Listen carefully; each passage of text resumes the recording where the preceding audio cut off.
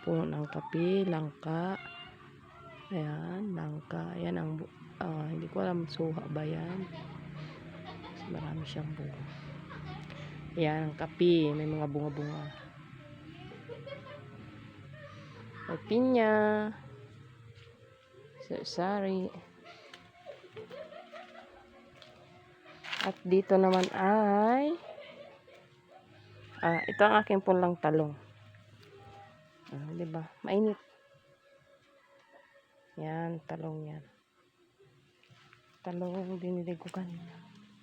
Ito yung gamot sa sipon ng bata, ng baby. O kahit sa matanda, pwede yan. Binababad lang siya sa mainit na tubig. Luyang pula. Sili, luyang pula.